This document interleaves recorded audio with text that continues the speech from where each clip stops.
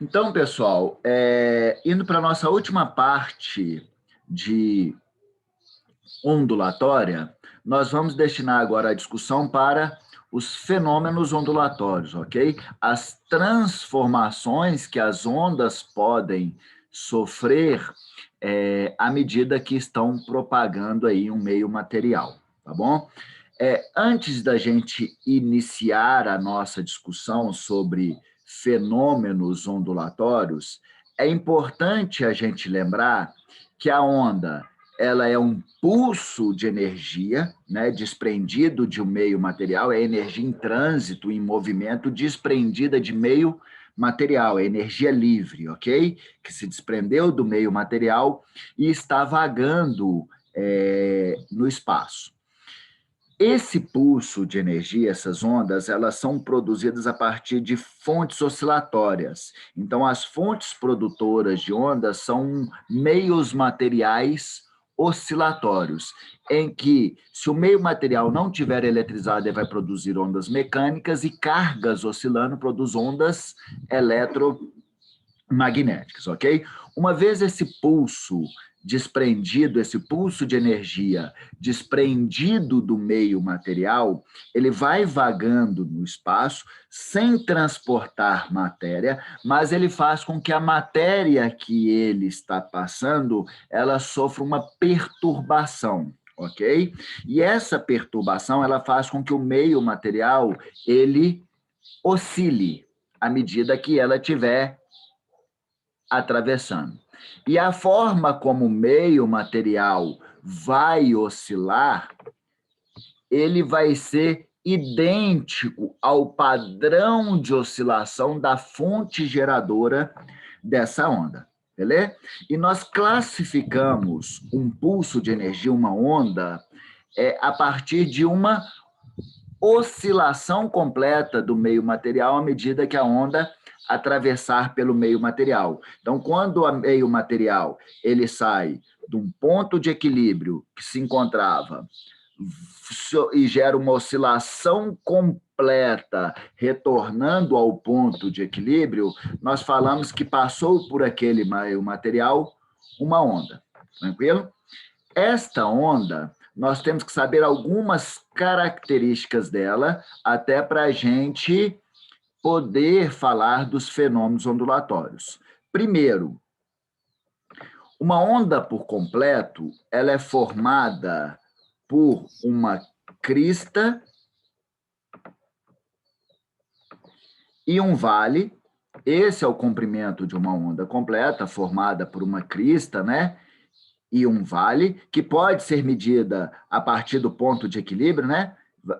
Olha lá, formando uma crista por completo e um vale. Lembrando que a crista é a região de movimentação do meio material que está sobre o ponto de equilíbrio, e o vale é formado pela oscilação do meio material sob o ponto de equilíbrio, abaixo do ponto de equilíbrio. Legal? Isso a gente pensando em ondas transversais. Numa onda longitudinal, como foi discutido na nossa aula passada, o comprimento de uma onda ele vai ser formado pela região de alta pressão e baixa pressão, tá? Mas didaticamente nós acabamos representando até as ondas longitudinais, como onda sonora, por cristas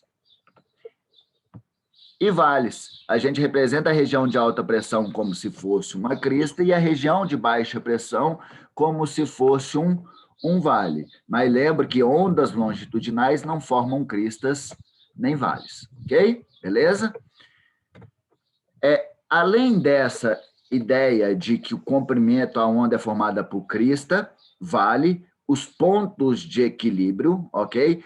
Ponto de equilíbrio é o ponto onde o meio material se encontra naturalmente antes da onda atravessar por ele, ok? Qualquer outro ponto fora do ponto de equilíbrio, nós chamamos de ponto de elongação, ok? E aí falamos que a elongação máxima está no ápice da crista ou no ápice do vale. Tranquilo? Legal. A distância entre o ponto de equilíbrio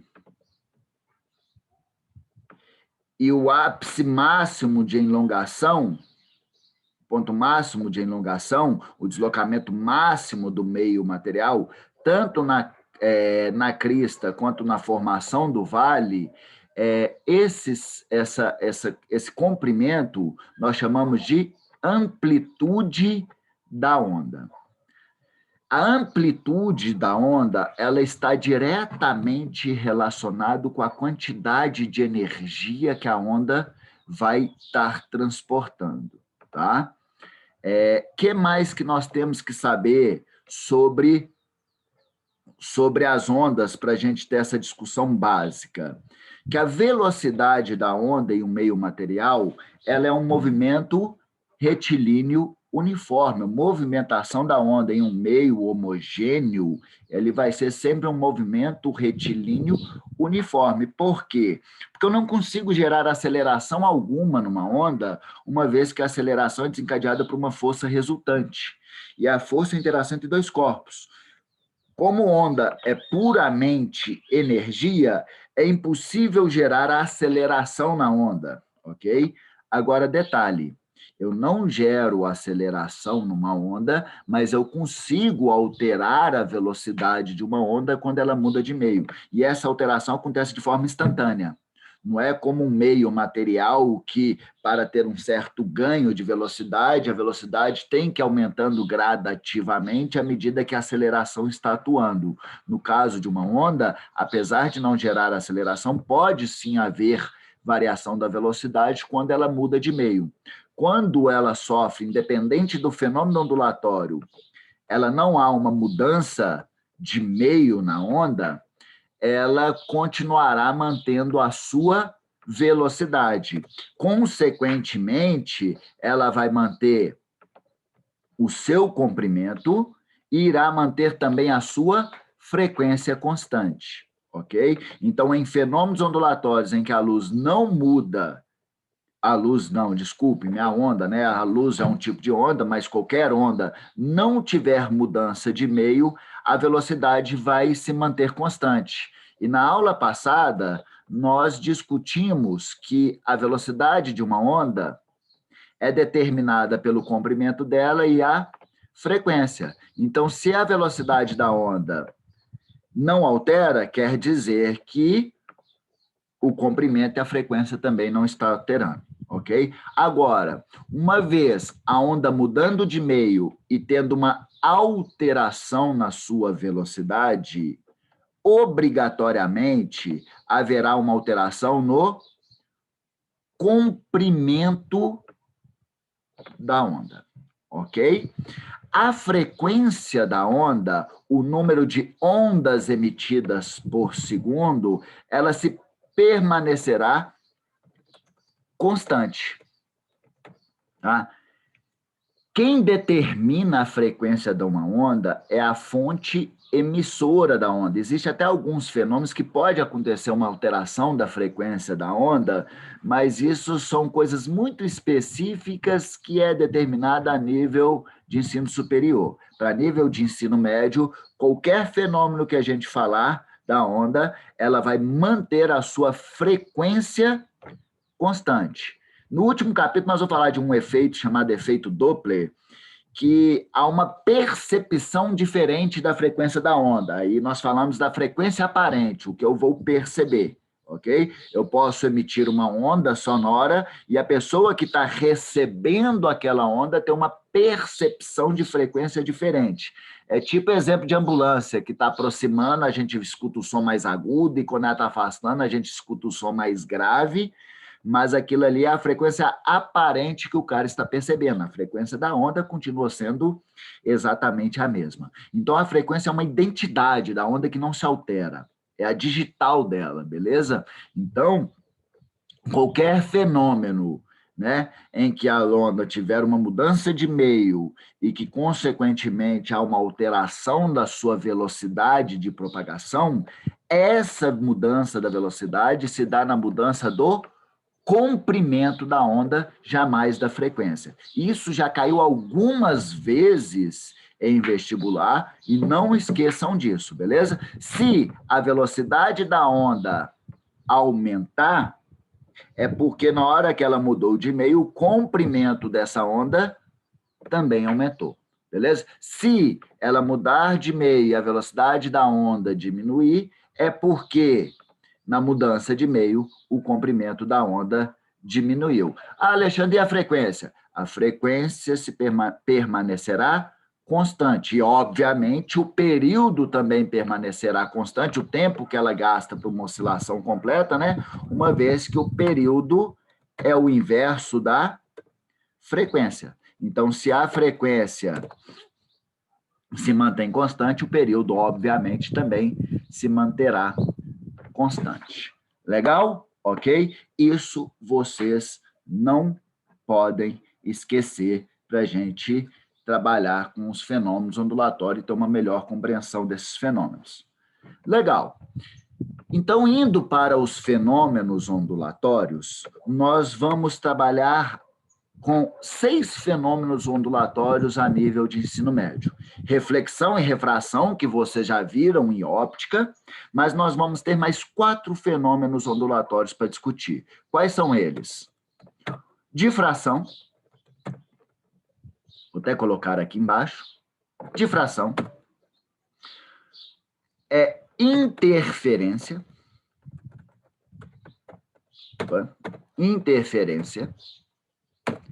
polarização e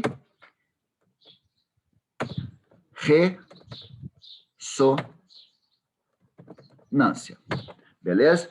Quais desses fenômenos eu tenho que saber todos? Porque todos esses já caíram em provas de vestibular, todos esses já caíram em ondulatória, ok? O que nós temos que saber sobre esses fenômenos? O que são esses fenômenos, o que são essas transformações que a onda vai sofrer à medida que ela está propagando no espaço e alguma de suas peculiaridades, ok? Algumas características aí de um determinado tipo de onda quanto a esses tipos de fenômenos, esses tipos de transformações. Então, vamos lá falar primeiramente dos 2 fenômenos que são abordados no nosso livro, que são reflexão e refração, ok? Que eu estou apanhando aqui. Então, vamos lá. O que seria a reflexão mesmo? Quando a gente discutiu óptica, nós já falamos o que é a reflexão. O que seria a reflexão? Ela nada mais é do que a incapacidade da onda mudar de meio. É o famoso bate e volta, né? A onda depara com outro meio, mas só que ela não consegue mudar para o outro meio, ela não vai conseguir propagar para o outro meio, beleza?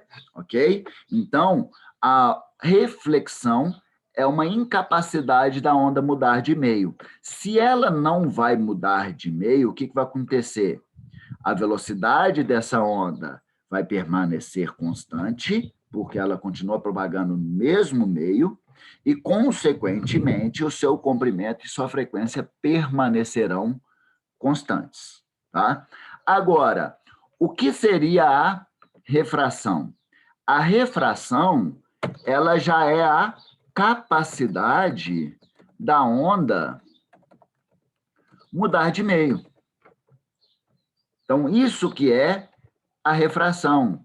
É o famoso bate e entra. É quando a onda está propagando em um meio, como o ar, e aí ela depara com água e consegue penetrar no ar, ok? Aí ela vai estar sofrendo, consegue penetrar na água e continuar a sua propagação na água. Neste caso, é um processo de refração. Se a luz está, por exemplo, propagando, vamos imaginar aqui, no ar. Isso tudo já foi discutido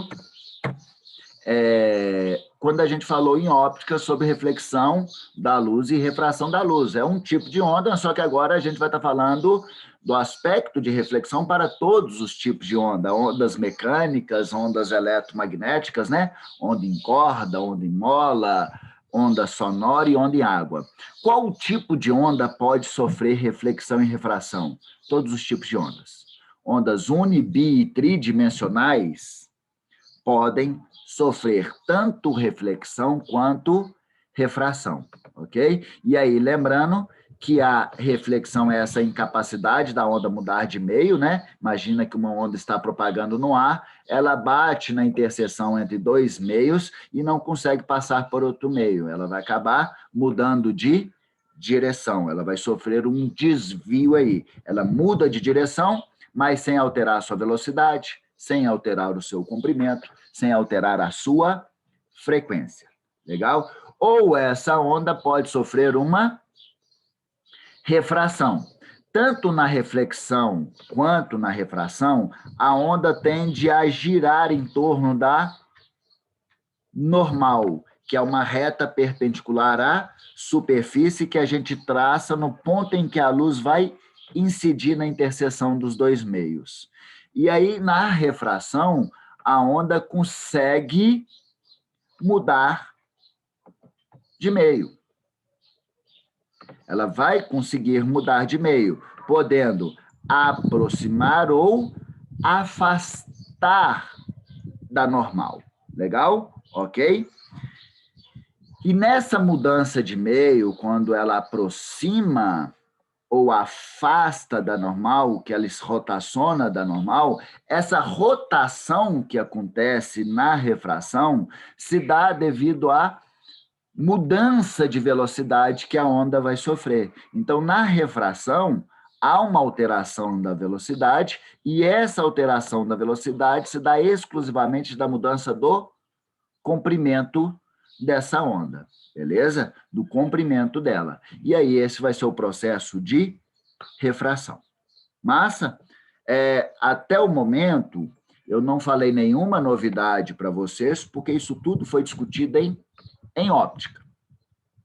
Então, vamos lá aprofundar um pouco mais a nossa conversa sobre reflexão e refração. Passando o slide aqui. Opa, voltando aqui.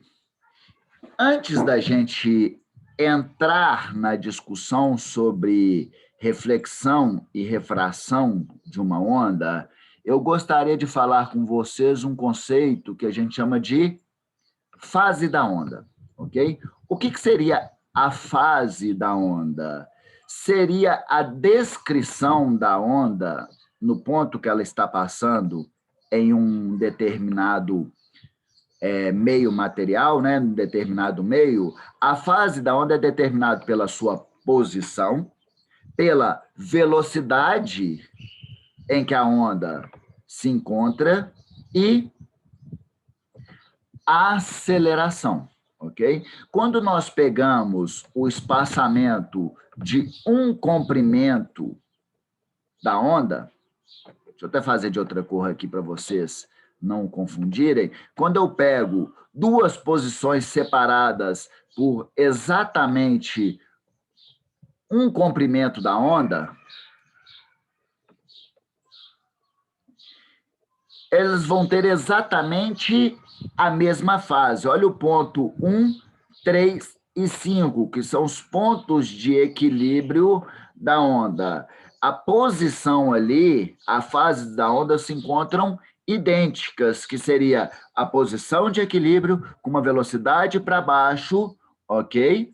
Exatamente igual nesses pontos. Se eu pegar outro ponto qualquer, por exemplo, o ponto aqui A e C, né? Se eu pegar o ponto 2 e 4 aqui, as fases vão ser exatamente iguais. Então, a fase de uma onda é determinada naquela ponto dela, a fase dela está determinada pela a posição e, basicamente, nas questões, a gente fala da aceleração, que ela está submetida também, mas, basicamente, pela característica da velocidade que é representada nas questões. Mas, na verdade, a gente está verificando que, à medida que passa um comprimento completo da onda, vai passar exatamente uma outra onda harmônica idêntica a ela, então aquela posição vai sofrer exatamente o mesmo movimento que sofreu quando a primeira onda passou e iniciou.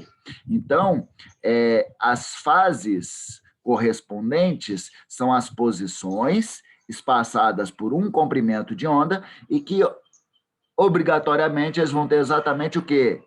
As mesmas características das grandezas, grandezas que aquele ponto material vai estar submetido, ok? Beleza? E quando a gente fala da fase da onda propagando, nós podemos falar que uma fase está deslocando em crista ou em vale, né? Então, aqui, se a gente parar para pensar, essas fases, elas são congruentes, elas são duas ondas que, seguido deste ponto FG, vai passar um vale. Então, nós podemos falar que são fases congruentes, fases semelhantes, ou eu posso ter dois pontos que, ao passar a onda, eles vão encontrar em fases opostas, porque, olha só, esse ponto M, quando passar a onda, ele vai ter que oscilar para baixo, porque vai passar um ponto de vale, né? Vai passar o vale da onda, vai forçar que o meio material oscile para baixo, enquanto na imagem D aqui, o ponto N, ao passar a onda, ele vai sofrer uma oscilação para cima em ponto de crista. Aí nós falamos que esses pontos vão sofrer por fases opostas. Tranquilo? Tanto é que este ponto N vai estar submetido a uma fase para baixo, porque esse meio material vai se deslocar para baixo agora, vai sofrer uma aceleração para baixo, deslocando para baixo, enquanto o ponto N vai sofrer uma fase para cima, uma fase de crista, ok? Aqui, os dois pontos estão para baixo. Legal? Por que eu tenho que saber disso? Porque quando a gente vai falar, por exemplo, em reflexão de ondas unidimensionais, quais são as ondas unidimensionais mesmo? Quem lembra? Ondas corda e mola. Quando a gente fala de ondas unidimensionais, comumente cai na prova, que são ondas em cordas e molas, cai situações de análise se vai haver, após um processo de reflexão, a inversão ou não da fase, ok? Como assim? Vamos lá.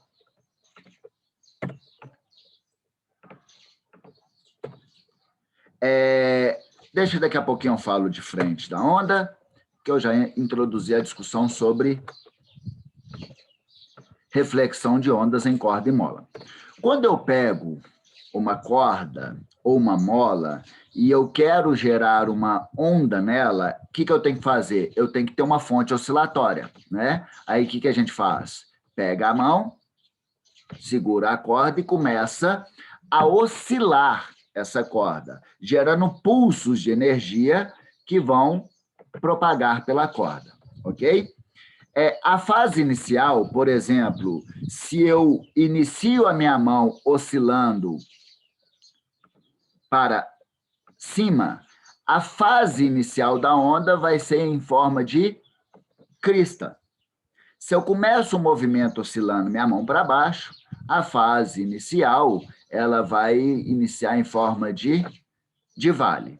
Então, vamos imaginar que eu pegue essa corda, começa a oscilar e que eu dê uma oscilada para cima, gerando um pulso em fase de crista. Legal? Na hora que esse pulso vai se propagando, eu vou amarrar essa corda em uma extremidade, e esse pulso não vai conseguir mudar de meio, ele vai continuar nessa corda. Então, o que ele vai fazer? ele vai bater nessa extremidade em que a corda finaliza e vai retornar. Então, ele vai estar sofrendo que fenômeno? Reflexão, incapacidade da onda mudar de meio. Qual que é o grande detalhe da reflexão em cordas e molas? Como eu tenho que deixar a outra extremidade travada, né? Apoiada em um outro ponto para que esse pulso possa se propagar nela, que ela tenha uma certa tensionamento, a corda sem tensão, sem estar tensionada ali, há uma certa dificuldade de propagar esse pulso. A forma como eu ficciono essa extremidade da corda vai interferir. Como? Eu posso colocar a corda com uma extremidade fixa, como essas imagens da esquerda, né, em que eu amarro mesmo a corda em um ponto, ou eu posso fazer como representado na figura da direita, que nós falamos que a corda, ao ser fixada, ela se encontra com extremidade livre, livre para movimentar. O que acontece? Quando a extremidade da corda está fixa, acontece no fenômeno de reflexão uma inversão de fase, ou seja, o sentido das fases da onda, ao refletir, vai inverter. Aquelas fases que estavam em condição de crista vão retornar em condição de vale, ok? Então, em reflexão de cordas e mola, se cair em qualquer questão para vocês, vocês já tem que tomar um cuidado direto de verificar a extremidade em que essa corda está amarrada. Se essa extremidade é uma extremidade fixa ou se essa extremidade é uma extremidade livre ou uma extremidade móvel, ok? Se for uma extremidade fixa, o que eu posso concluir? Haverá uma inversão de fase, ok? Que nós chamamos também de inversão crista-vale. Como assim? O que é crista passa a ser vale, o que é vale passa a ser crista. Legal? Agora, se a extremidade que a corda está apoiada, né, ela poder movimentar livremente, ao refletir na extremidade, o pulso que estava em crista retornará em crista. O pulso que está em vale retornará em vale. Então, se a extremidade for livre ou móvel, né, não haverá inversão de fase. Ok? Existe para ondas bi tridimensionais, a possibilidade também de análise de inversão em crista e vale, mas isso não cai em vestibular. Então, quando vai cair alguma questão sobre essa condição de inversão crista e vale, eles sempre vão dar uma questão para vocês, analisando a situação ou em corda ou em mola. Beleza? Ok? Então, show de bola. Então, reflexão em cordas e mola ou em ondas unidimensionais. Se cair em prova para vocês, eles vão perguntar isso, sobre inversão de crista e vale. E as ondas bidimensionais e tridimensionais? Quais são as ondas bidimensionais? Ondas em água. Quais são as ondas tridimensionais? Ondas sonoras e ondas eletromagnéticas. Sobre a reflexão de ondas em água, onda sonora e onda eletromagnética, o que vocês têm que saber? O que já foi discutido lá em óptica, que elas obedecem às leis da reflexão, ok? Quais são as leis da reflexão? Primeira, que o ângulo de incidência é igual ao ângulo de reflexão. E a segunda, a lei da coplanaridade. Então, se perguntar sobre reflexão de ondas em água, reflexão de onda no sonora ou eletromagnéticas, basicamente, nós temos que saber que elas obedecem às leis da reflexão. Legal? O que era o ângulo de incidência mesmo, que a gente estudou lá em óptica? O ângulo de incidência é o ângulo formado entre o raio incidente e a normal. O ângulo de reflexão é o ângulo formado entre o raio refletido e a normal. O ângulo de incidência sempre será igual ao ângulo de reflexão. Beleza? Ok? Então, ao sofrer uma reflexão, a luz não muda de meio, a sua velocidade permanece em módulo igual, vai ter uma mudança de direção da velocidade, mas a intensidade da velocidade continua a mesma, o comprimento da onda continua o mesmo, a frequência da onda continua o mesmo, a única coisa que vai fazer é uma mudança de direção, mas obedecendo a essas características, que o ângulo de incidência é igual ao ângulo de reflexão, e a da coplanaridade. O que é coplanaridade? O plano formado entre o raio incidente e a normal será o mesmo plano formado entre o raio refletido, e a normal. Legal? Ok? Além disso, o que é legal a gente saber sobre reflexão? Sobre reflexão, é interessante a gente saber sobre reflexão de som. Por quê? Na reflexão de som, existem duas condições que normalmente caem em prova. Uma que nós chamamos de reverberação e a outra que nós chamamos de eco. Então, reverberação e eco. Tá?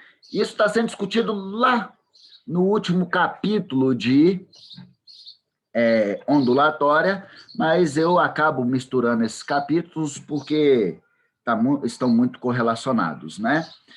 O que seria o eco, né? Que é aquela situação, aquele fenômeno ondulatório em que eu emito uma onda sonora e eu emito um som e eu escuto ele várias vezes, como se tivesse sido emitido mais de uma vez, mas, na verdade, aquele som foi emitido somente uma vez. A situação de eco acontece quando um determinado indivíduo, um determinado objeto, qualquer coisa, emite um som, e esse som, propagando no espaço, ele depara com um obstáculo e retorna ao nosso ouvido. E aí a gente vai acabar escutando ele novamente. Então, o eco, ele nada mais é do que a reflexão da onda sonora. Só que o seguinte,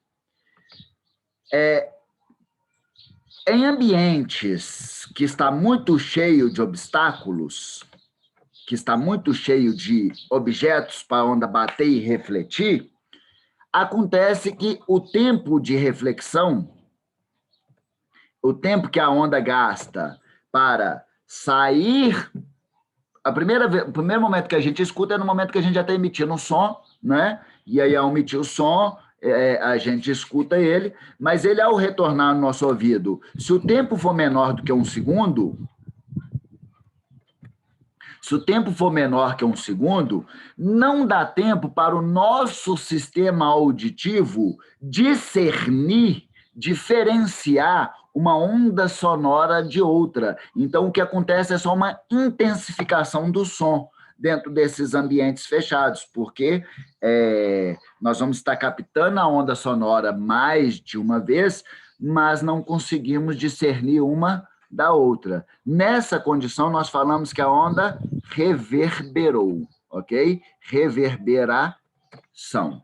Se o tempo entre a emissão da onda e o retorno ao nosso ouvido for maior do que um segundo, dá tempo suficiente do nosso sistema auditivo, dos nossos baroreceptores, receptores auditivos lá dentro do ouvido interno, né, lá dentro da cóclea, eles se prepararem novamente para sofrer uma nova excitação, e aí ele discerne a onda incidente da onda refletida. E aí acontece o fenômeno de eco.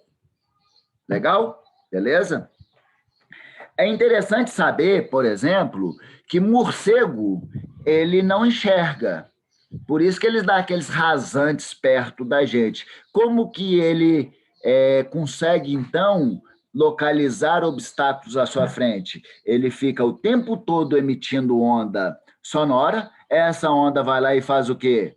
Depara em algum obstáculo que se encontra à sua frente e retorna aos receptores sonoros do morcego. E aí, pelo tempo entre emissão e recepção, o morcego consegue enxergar se aquele obstáculo está longe ou está perto, ok? E aí ele acaba desviando do obstáculo. Tecnologicamente, a gente utiliza desse fenômeno de reflexão também para algumas aplicações. Vocês já devem ter ouvido falar em sonares, né? E também já deve ter ouvido falar em ultrassonografia. Ultrassom tem dois S's, ultrassonografia, ou utilização de ultrassom. Como que um sonar funciona? O sonar nada mais é do que um aparelhinho, que eu vou representar por uma estrela aqui, que vai estar emitindo ondas sonoras. E aí essa onda sonora vai fazer o quê? Vai propagando naquele meio, de uma forma retilínea, uniforme, um movimento retilíneo uniforme. Quando deparar com um obstáculo, ela bate, reflete e retorna ao sonar. Beleza? Como é um movimento uniforme e a distância nós sabemos que é determinada por velocidade vezes o tempo, se sabe-se que a velocidade da onda naquele meio, basta eu medir o tempo que a onda gasta para bater no obstáculo e retornar, para eu conseguir medir a distância que aquele obstáculo se encontra do sonar. E aí ele consegue identificar qual é a distância que os obstáculos, por exemplo, no fundo do mar, qual é a profundidade do fundo do mar, num sonar que está preso, por exemplo, em um barco ou um submarino. Legal? Toma um cuidado muito grande. Às vezes a questão fala assim, olha, uma onda sonora emitida tem uma velocidade de aproximadamente 1.000 metros por segundo. E ela gasta um tempo de 10 segundos. Mentira, 4 segundos. 10 segundos é muito. Ela gasta um tempo de 10 segundos para retornar, desde o tempo da emissão dela até a captação novamente do sonar daquela onda sonora que foi emitida. Qual é a profundidade deste oceano em que o sonar está medindo a profundidade? Ok? O que acontece? A questão adora dar o tempo completo da onda ir e voltar. Então, o tempo que ela está indo e voltando aqui, não é o tempo de 4 segundos, não vai ser o tempo que ela percorreu para chegar ao fundo do mar. O tempo de 4 segundos foi o tempo que ela gastou para chegar ao fundo do mar e retornar. Como é o mesmo meio, a velocidade da onda não muda, o que eu posso concluir? Que ela gastou 2 segundos para descer e 2 segundos para retornar. Então, se ela gasta 2 segundos para descer e 2 segundos para retornar, se eu quero medir a profundidade, não a distância total que a onda percorreu, se eu quero medir a profundidade aí, eu vou ter que usar o tempo de 2 segundos e não o tempo de 4 segundos. Então, a altura e a profundidade desse oceano naquele ponto seria de quê? 2.000 metros e não 4.000 metros, ok? Se cair uma questão desse tipo, só toma cuidado com isso, porque eu já vi algumas pessoas escorregando nessa interpretação, tá bom? Ok? Legal. E da mesma forma que funciona um sonar, funciona um ultrassom, em que é emitido pelo aparelho do ultrassom ondas sonoras. Essas ondas sonoras atravessam a barriga da mãe, né? Por exemplo, atravessa a barriga da mãe e depara com o obstáculo que seria o feto. Ao bater no feto, essas ondas sonoras retornam e é captado pelo ultrassom novamente. Como sabe a velocidade que a onda percorre no líquido amniótico, consegue medir qual é a distância daquele ponto em relação à barriga da mãe. E aí, se eu vou mexendo o aparelho de ultrassom, por isso que o aparelhinho de ultrassom, não sei se vocês já viram utilizar, tem que ficar mexendo ele o tempo todo, eu começo a determinar a distância do feto entre vários pontos aqui da barriga. E aí, pela junção desses pontos, eu consigo formar a imagem do feto por ultrassonografia, beleza? A ultrassonografia é utilizado para diagnósticos de imagem, né? No caso de situações médicas, mas também é usada em indústrias que faz, por exemplo, análise de fissuras de concreto, se uma ponte está fragilizada, se tem algum ponto de fratura ou não, alguma construção, eles também utilizam essa técnica de ultrassonografia. Beleza? Legal? Então, se falar de reflexão de ondas, basicamente é isso que é discutido, ok? Em relação às ondas eletromagnéticas, só um segundinho. Em relação às ondas eletromagnéticas, o que eles podem perguntar? Aí a discussão cai para a óptica, né? Se falar de reflexão de ondas eletromagnéticas, eles vão estar falando das análises de reflexão que a gente discutiu em óptica mesmo, beleza? Oi, Gustavo, pode falar. Essas mesmas ondas aí que eles utilizam, por exemplo, para detectar a movimentação dos cardumes de peixes? Acredito que sim. Acredito que sim. Tá? Porque tem os navios pesqueiros, eles utilizam muito disso para saber qual Para identificar movimentação de cardume, para identificar minas aquáticas, né? Que era muito utilizado antigamente para proteção da costa marinha de países que se encontravam em guerra, né? Na verdade, qualquer obstáculo sólido que tiver ali, em que a onda vai bater e retornar, os sonares são capazes de identificar, beleza? Que a gente vê muito em filme de um cara olhando e vendo uns pontinhos à distância, vendo assim, na verdade, é aquele sonar emitindo uma onda sonora que vai até um certo obstáculo, bate e retorna até ele. Independente se é um peixe, se é um navio que afundou, né, naufragou, ou qualquer obstáculo sólido em si. Tranquilo? Beleza? Então, essa é a nossa discussão sobre reflexão. Oi, alguém mais perguntou? Eu. Alexandre, no processo de reverberação, o que vai acontecer vai aumentar a intensidade da onda? Porque é como se houvesse uma sobreposição de ondas. É como se houvesse, não, a distância... Hã? É tipo uma ressonância, então? É tipo interferência. Na verdade, o que acontece? Ele intensifica o pulso elétrico que o seu cérebro vai gerar. É como se viesse uma onda de amplitude maior. Entendeu? Ah, sim, É como se eu entendi. tivesse colocado uma onda sobre a outra.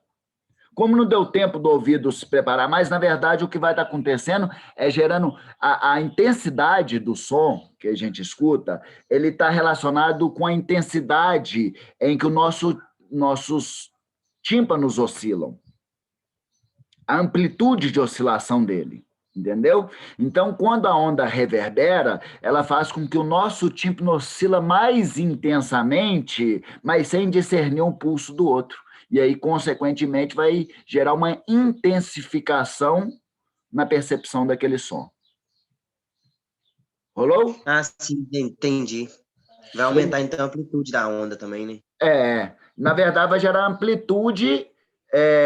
Na verdade, não gera amplitude da onda, porque uma onda chegou depois da outra, mas vai gerar amplitude de oscilação do nosso tímpano. Consequentemente, vai gerar um pulso elétrico de amplitude maior nos nossos nervos auditivos. E aí, consequentemente, o cérebro vai identificar aquele pulso elétrico como uma onda de maior intensidade sonora, como se fosse uma onda de maior intensidade sonora, ok?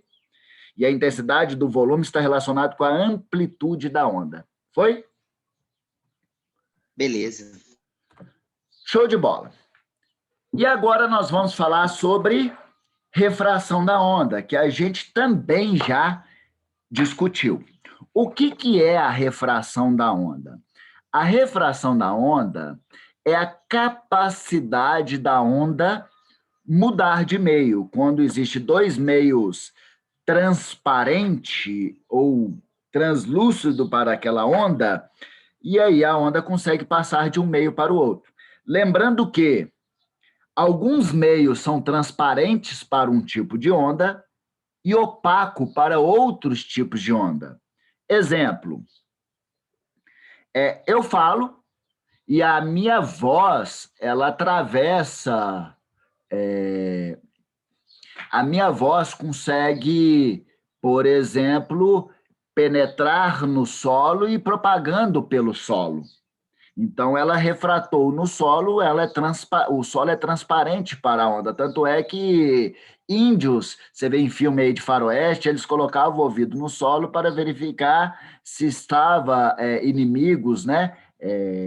Tropas inimigas estavam aproximando ou não pelo som propagando pelo solo. Então, o solo é transparente para a onda sonora. Ela consegue propagar por aquele meio.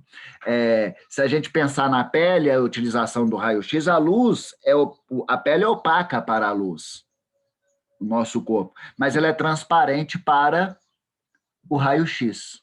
Então, algumas ondas conseguem atravessar um meio, propagar um meio, outras ondas não. Mas beleza, independente se consegue ou não, se houver a situação de refratar a onda, ela mudando de meio, vai haver uma inversão, uma alteração da sua velocidade, podendo aumentar ou diminuir, beleza? Quando a velocidade aumenta, a onda faz o quê? Rotaciona, afastando da normal, ok? Esse primeiro caso aqui que a gente vê é isso, olha lá, ó. Se ela seguisse direto, ela teria essa direção, traçado por essa linha que eu tracei de rosa. Mas ela teve uma rotação afastando da normal. Nós vimos em refração, lá em óptica, que o ângulo de refração e o ângulo de incidência tem uma relação direta com a velocidade da onda. Tanto é que nós vimos a segunda lei da refração, a lei de Snell.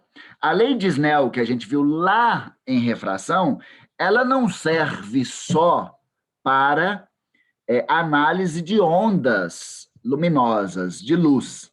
Ela é uma lei aplicada a toda e qualquer onda, beleza? Toda e qualquer onda. Então, o que acontece? Se uma onda muda de meio, vai ter uma alteração da velocidade.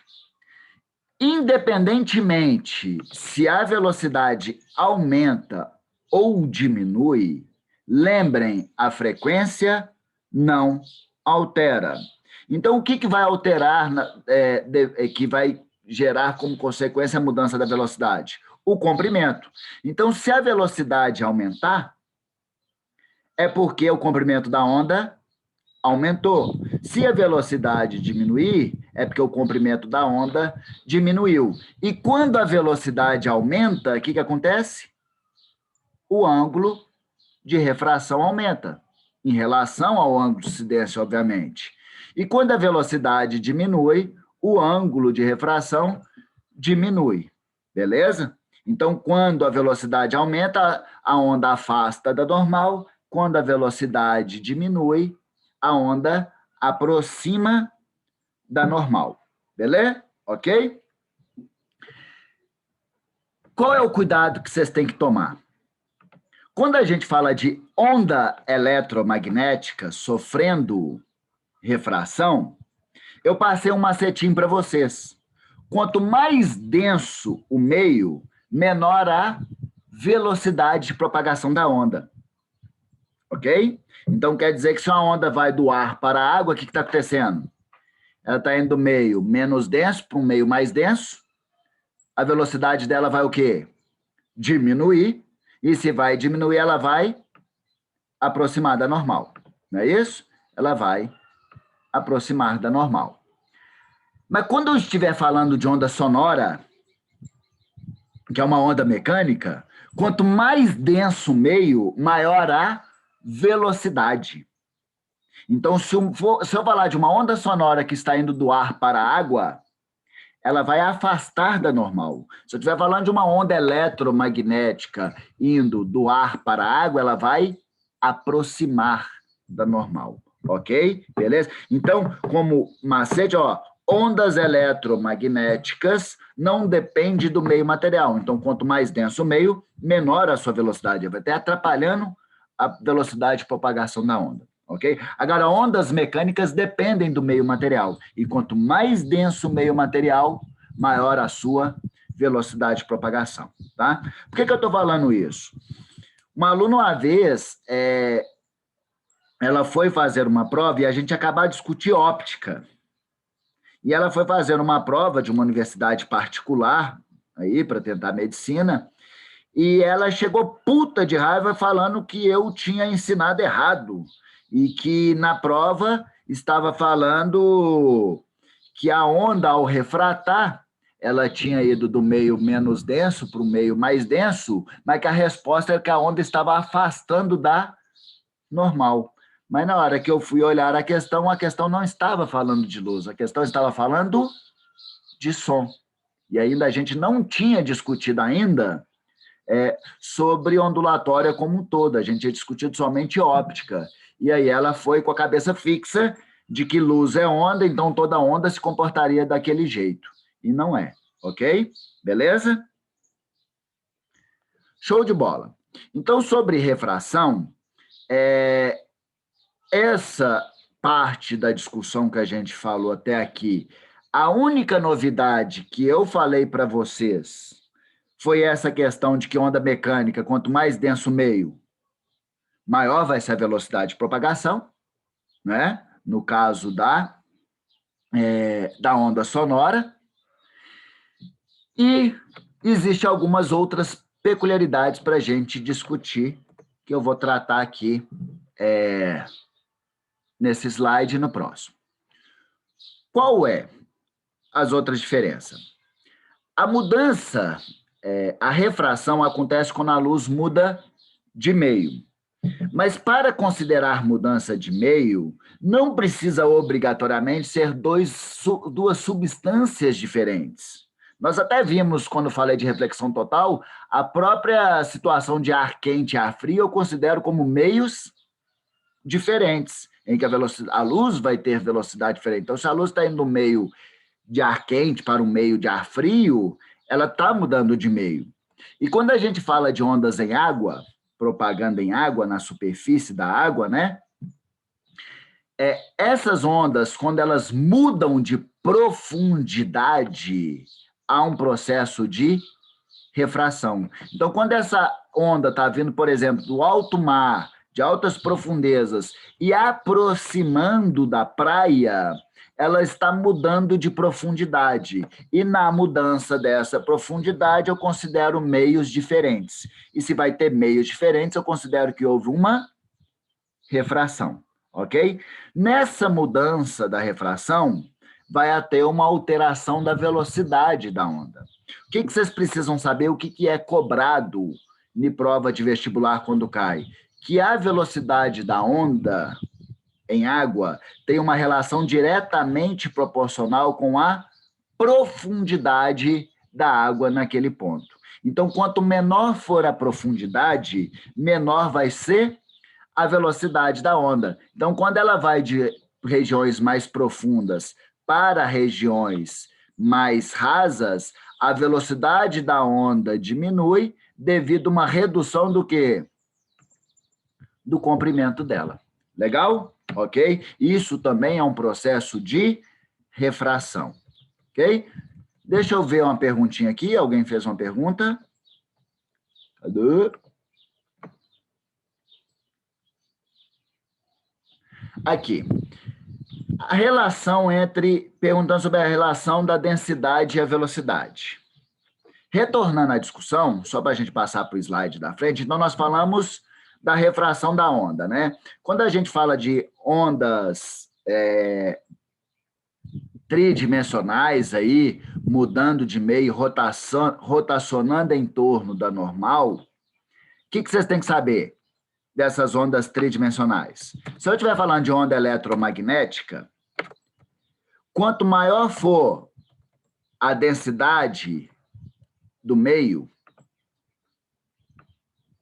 menor será a velocidade de propagação da onda, ok? Se nós estivermos falando de som, ondas tridimensionais mecânicas, quanto maior for a densidade, maior será a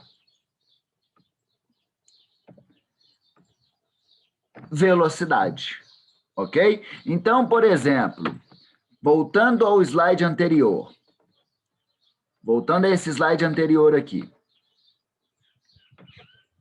se eu falo, por exemplo, que o meio 1 é ar e o meio 2 é água, o que vai acontecer?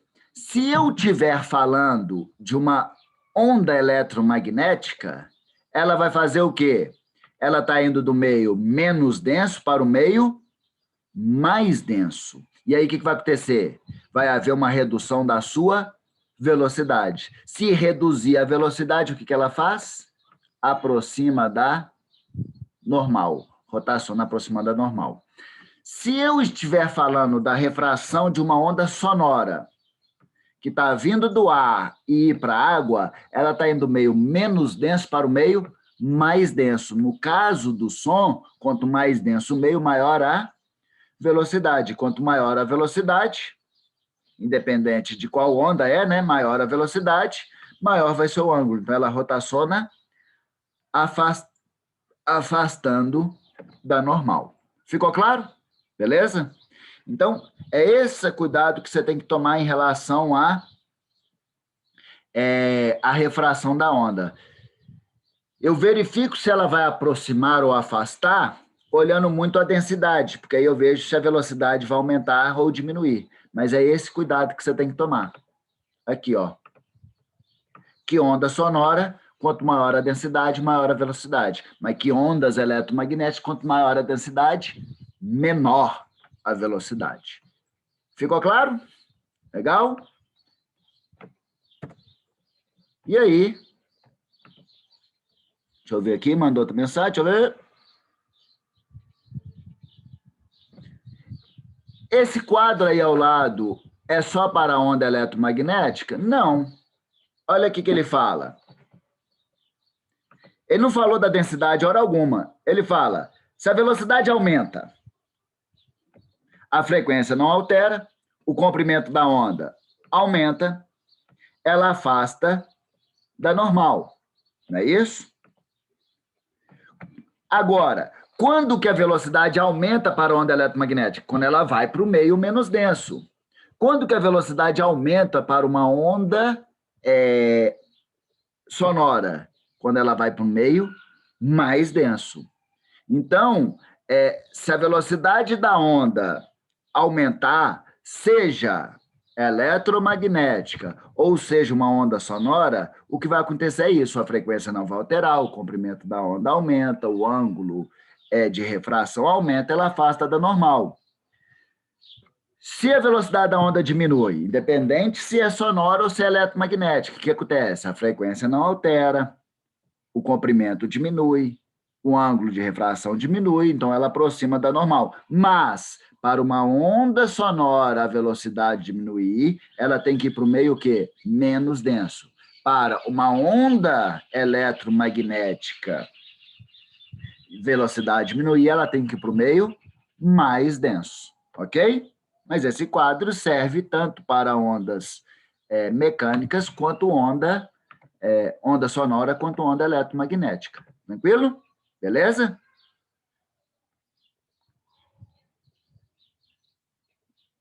Legal. Show de bola. Massa. Então, vamos continuar.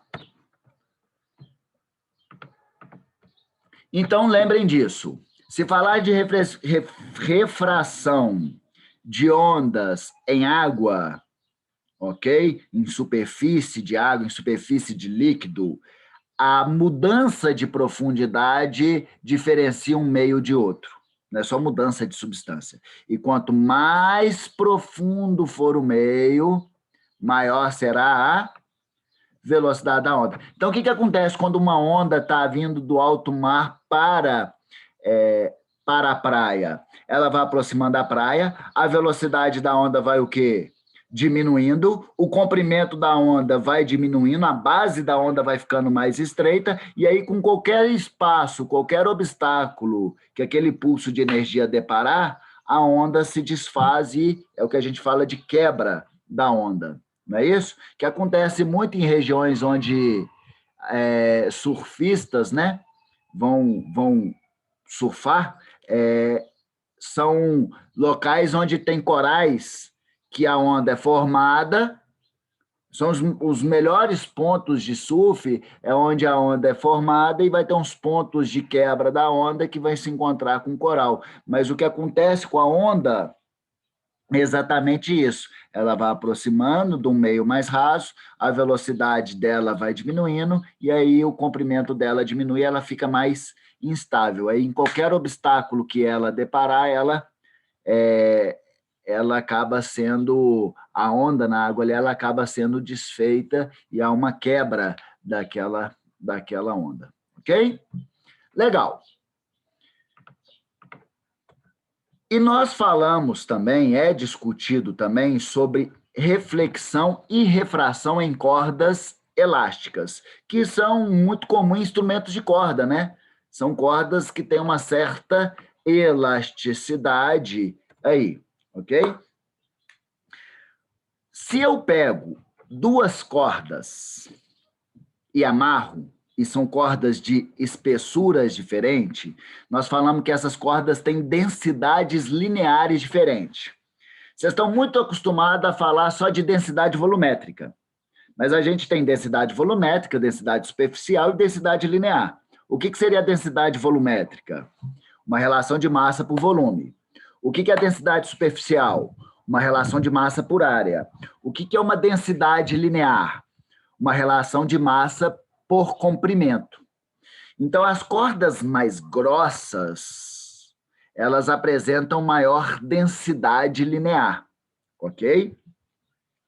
E aí, o que acontece? Se eu amarro duas cordas com densidades lineares diferentes, são meios diferentes em que a corda vai se propagar. Então, quando um pulso de onda passa de uma corda para outra que apresentam densidades lineares diferentes, eu posso considerar essa situação como um fenômeno de refração. Legal? Ok? Nessa situação, o que acontece? Na refração da onda, que ela passa de uma corda para outra, eu tenho que analisar o seguinte: a velocidade dela vai alterar. E a velocidade da onda, ela está relacionada com duas características. Duas características quando eu falo da propagação da onda em uma corda.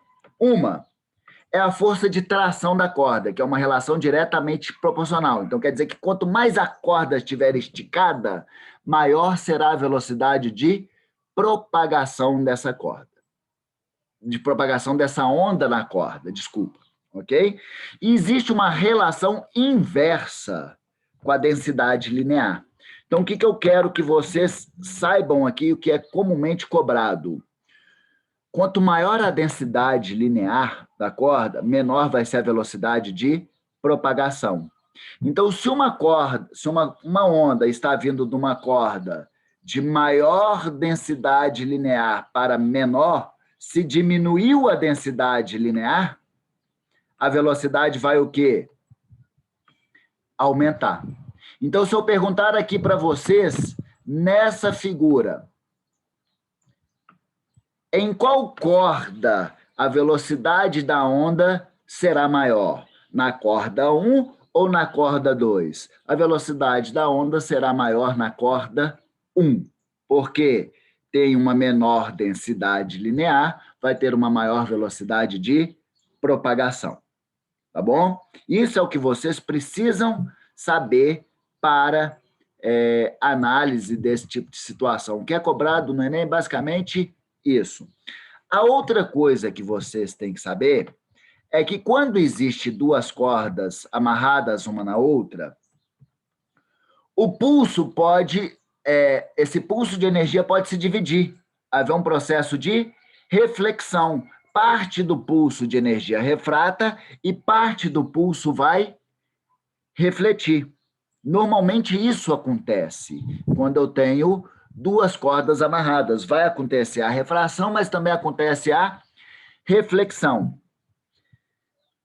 Quando há uma reflexão, uma divisão desse pulso, a gente verifica que há uma redução da amplitude da onda. As duas ondas separadas aí, elas terão amplitude menor do que a onda aqui inicial.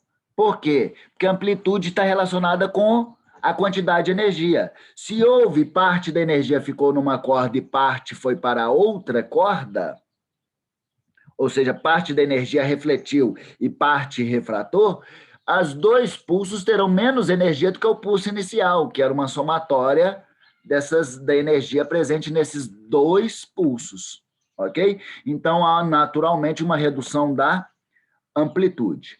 O outro detalhe que vocês têm que observar é que se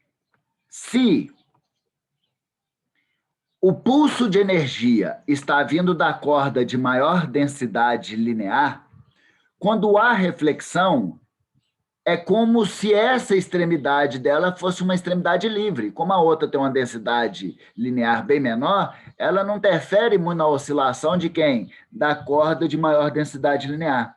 Então, quando há uma reflexão desse pulso que está vindo de uma corda de maior densidade linear, é como se fosse extremidade livre.